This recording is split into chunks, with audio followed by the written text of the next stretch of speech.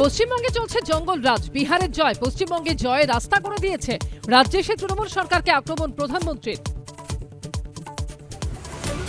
রাজ্যের জন্য টাকা কম নেই, কাটমানি কমিশনের গেরোয় সব আটকে যাচ্ছে। মোদীর বিরোধিতা করুক তৃণমূল, উন্নয়ন কেন আটকে রেখেছে? অডিও বার্তায় প্রশ্ন মোদীর। সভায় তুমুল ভিড়ের চাপ, চরমে বিশৃঙ্খলা। সভাস্থলে ঢোকার পথ বন্ধ আগেই ভিড়ের চাপে গেট ভাঙলো একাধিক জায়গায়।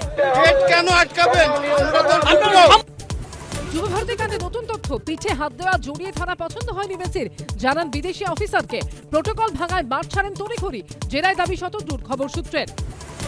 বিএলও অ্যাপে ফের সংযোজন, 2002 এর তালিকায় ভোটারের নামে ভুল থাকলে যাচাই করে তুলতে হবে বিএলওকেই, কাজ করবেন না হুঁশিয়ারি তৃণমূলপন্থী বিএলওদের। ছাত্রনেতা খুনের প্রতিবাদের নামে বাংলাদেশে ফের অন্ধকার রাজ। নেপথ্যে কাদের হাত? ঝুঁকবো না আত্মপ্রকাশ করেই মৌলবাদীদের বার্তা ডেইলি স্টারের। সন্ধ্যে 6টায় দেখুন শুভ্রজিতের সঙ্গে।